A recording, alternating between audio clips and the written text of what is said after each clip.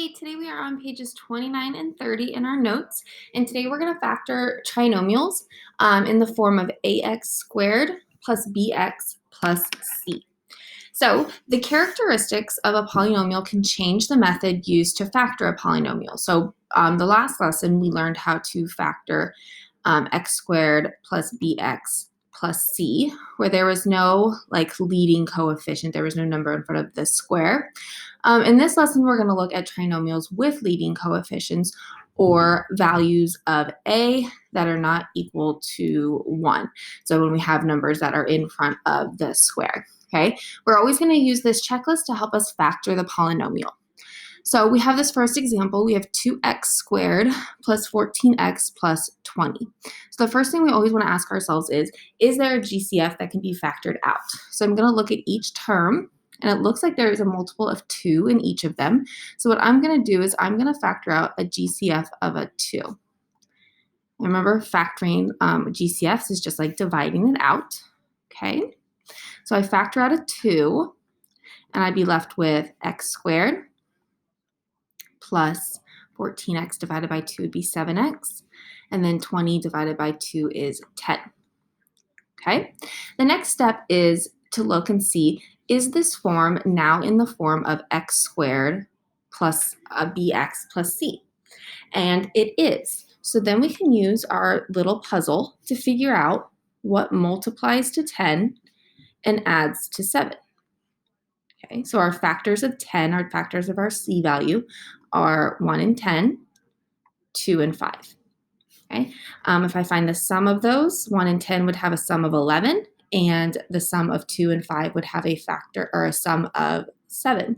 So it looks like the answer to our puzzle is 2 and 5. So this answer, this trinomial factored, is our GCF of 2 that we took out at the beginning. Okay, then x plus 2 and x plus 5. All right, next what we're going to do is we're going to complete the steps of the checklist for example, the second example down here. Okay, so 3x squared plus 8x plus 5. So the first one we look for is a GCF. Okay, so it looks like there is no GCF. Okay, and then the second step is to look, does it look like x squared plus bx plus c? And it looks like we don't have, we have a number in front of the square, so it does not look like x squared plus bx plus c. So in order to factor something like this, where this leading coefficient is not just a GCF like the last example, we're going to have to use grouping, also known as the AC method, to help. Okay, we're going to follow the steps in the AC method described below to complete example B. Okay, so this is after we check to see, does it have a GCF? And no, it doesn't have a GCF, and it doesn't look like a square, x squared plus bx plus c. So the rule is actually kind of similar, okay? So we have to find two integers that still have a sum of this missing term, okay? So of the b value, the middle term, okay? But the product has to be the product of a times c. So when I say a times c, it has to have a product of 3 times 5. So I'm going to do a times c, which is, in this case, 3 times 15. So for our puzzle to work, it has to have a product of 15, and it has to have a sum, like we've done before, of 8. Okay? So now we're going to write our factors of 15. So our factors of 15 are 1 and 15. 2 doesn't work, 3 and 5, and that looks like that would be it. Okay? Now I'm going to find the sum of them. So the sum of 1 and 15 is 16, and the sum of 3 and 5 is 8. Okay, so something that is new is after we figure out the answer to our puzzle, we cannot just write our factors. We are not actually done. What we have to do is we have to rewrite the middle term using the answers to our puzzles. So what we're going to do is we're going to break up 8x into the two answers we just came up with. We created 8x being the same thing as 3x plus 5x. again, just make sure that makes sense. 3x plus 5x does equal my answer, okay? And so all we're doing is we're just rewriting our middle term to help us solve this problem. Now, the third step is to use grouping to create two pairs. So we're going to create two groups. So I'm going to create a group right here and a group right here. Okay. Step 4, factor out the GCF from each pair. Okay, so I'm going to look and I'm going to ask myself, what is the GCF? Okay, of this group, I see a 3 that's in common, and I also see an x that both of them share. So I'm going to factor out the GCF for this one is 3x. Okay. When I look at this group, I have 5x plus 5, and it looks like the GCF is 5. Okay. Then the last thing we have to do is rewrite our factors. So our GCFs that we figured out from our groups will be one factor. 3x for the first group and 5 from the second group. That is one factor. The other factor is when we actually divide out our GCF. Okay, so 3x squared divided by 3x, that would make a 3. Then that would just make x left over. Okay, and then 3x divided by 3x would just be 1. The cool thing is that you don't have to just pick the first group. You should still get x plus 1 if you chose the second group. 5x divided by 5 is just x, and then 5 divided by 5 is 1. So this factored is 3x plus 5. Those are our GCFs. And this would, I don't know if we just want to call it our leftovers after we factor out our GCF from the groups. Obviously, this is a pretty complex concept, and so we are going to keep doing it over and over again just to make sure. Okay, the next problem we have is 4x squared plus 12x plus 5. First step is just to look, does it have a GCF? Nope, that 5 makes it not have a GCF. Okay, it does have a value of a, so we are going to follow these steps right here. Okay, so I know that it has to multiply to 12, okay? Or excuse me, it has to add to 12. Okay, but then I also have to multiply my AC together. So AC, 4 times 5 is 20. So our puzzle, to make it work, has to multiply to 20 and add to 12. So now we're going to write out our factors of 20. So we have 1 and 20. We have 2 and 10. 3 doesn't work. We have 4 and 5. Okay, these are all of our factors of 20, and now we have to see which sum creates 12. So this would have a sum of 21, this would have a sum of 12, and this would have a sum of 9. So the answer to my puzzle is 2 and 10.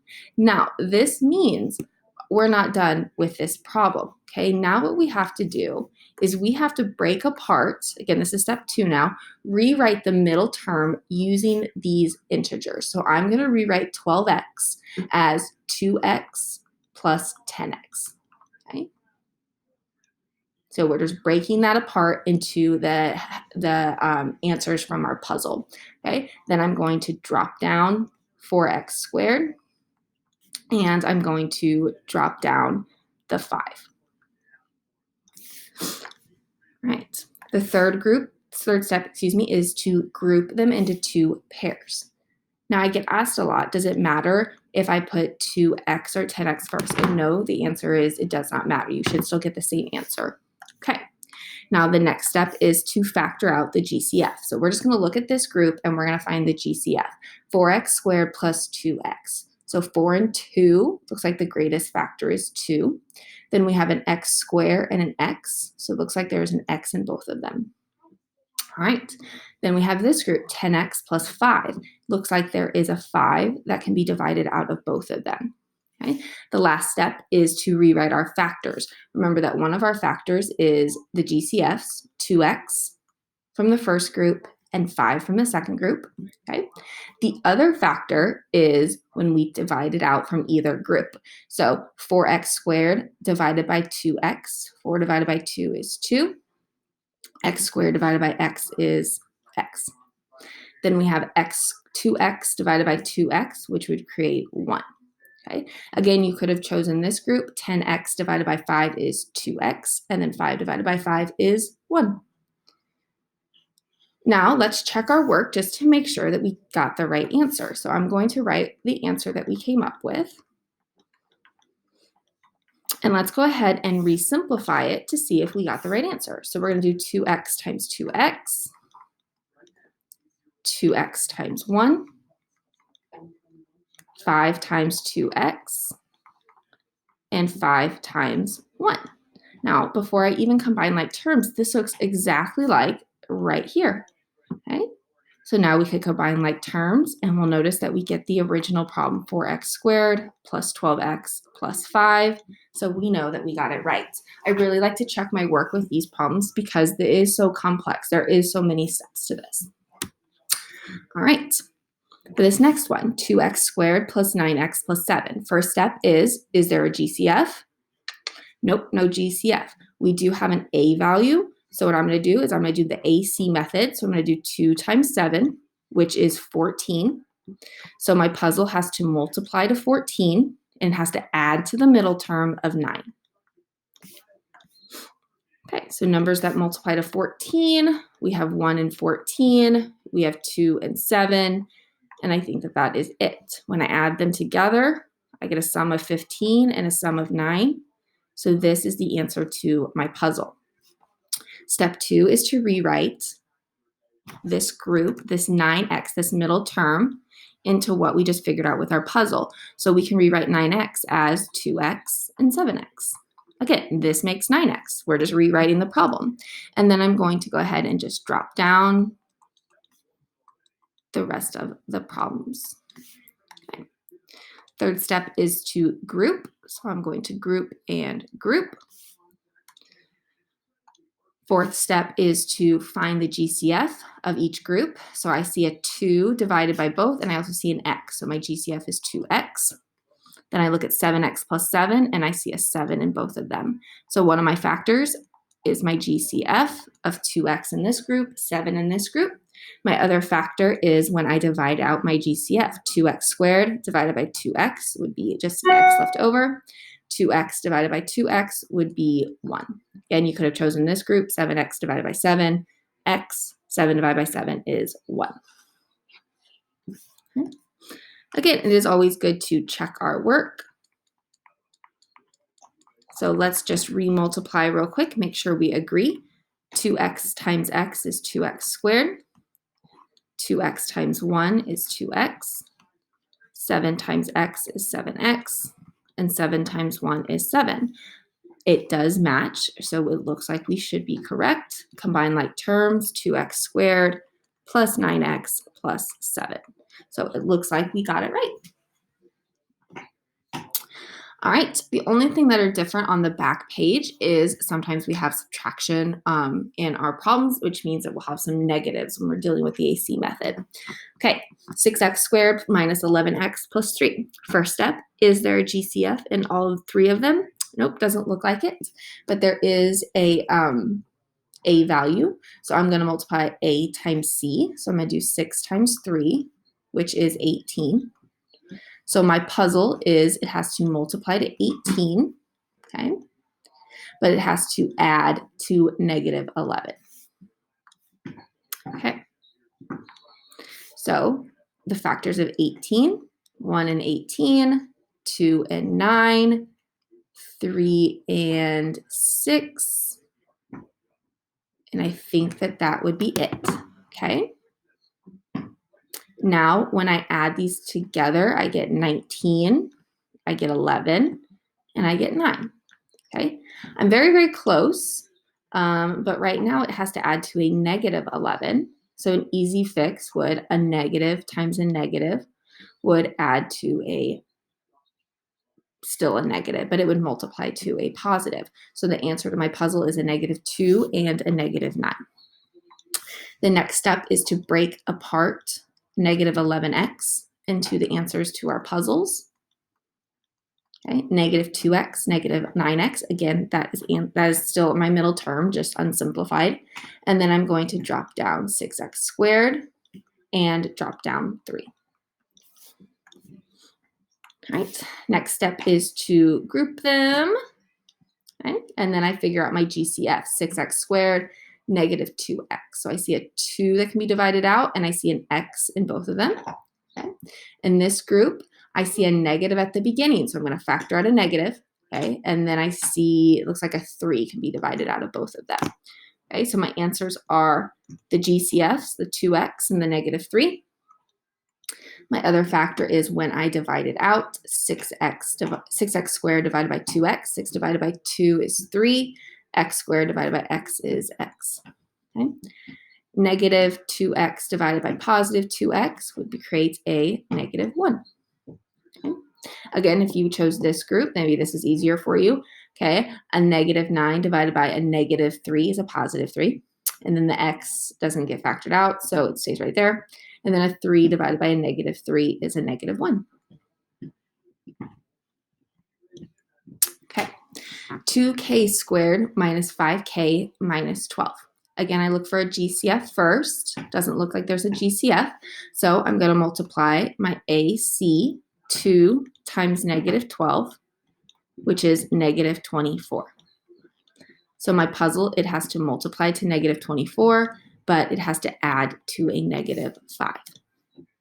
So first, I'm just going to find the factors of 24. So 1 and 24, 2 and 12, 3 and 8, 4 and 6.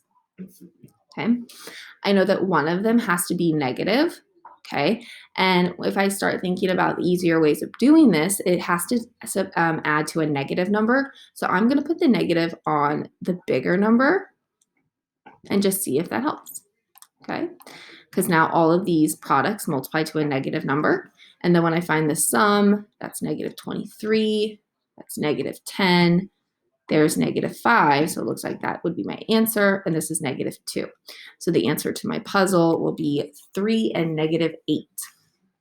So then I break apart my middle term, 3x, negative 8x, and then drop down my leftover stuff.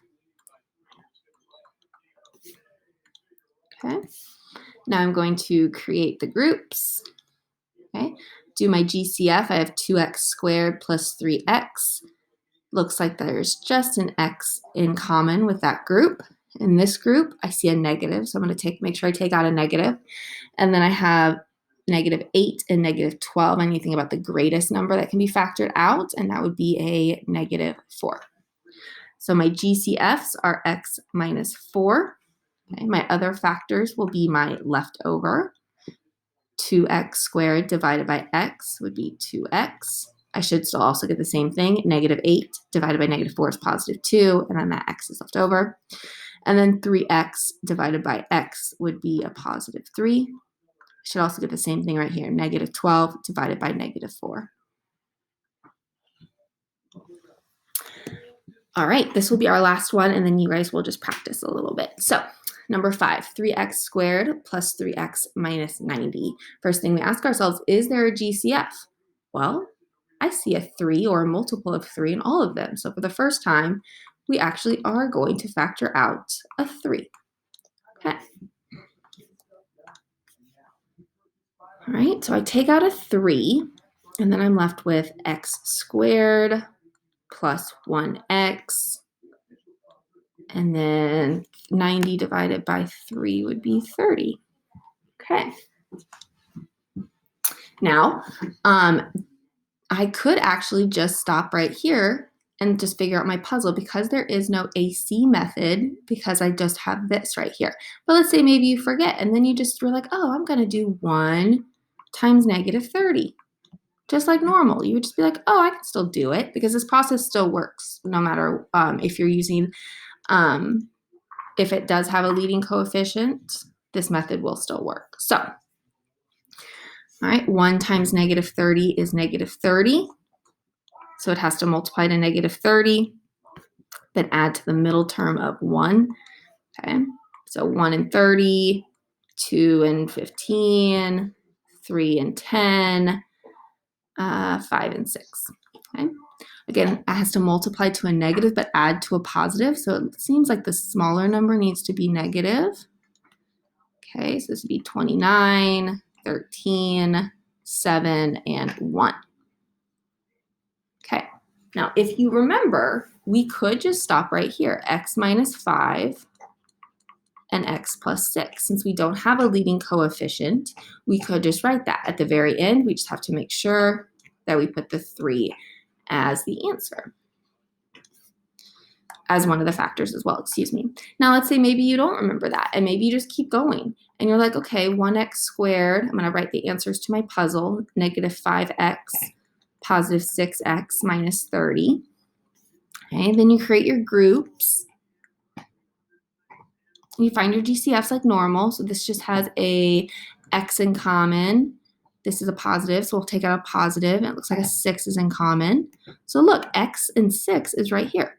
Okay. Then if I divide that out, x squared divided by x is x. Negative 5x divided by x is negative 5. Or if you chose this group, 6x divided by 6 is x. And negative 30 divided by 6 is also negative 5. So this grouping method, or the AC method, does work no matter however you like to use it. So this is definitely a method that you will want to be comfortable with and just try and just to practice. That's the only way you're going to get better. You will probably need to write it out because it will be kind of complex to do it just straight up in your head. So what I want you guys to do today is to try the Delta Math, and then we're going to go ahead and we're going to try these as a group in class tomorrow. So see you guys then.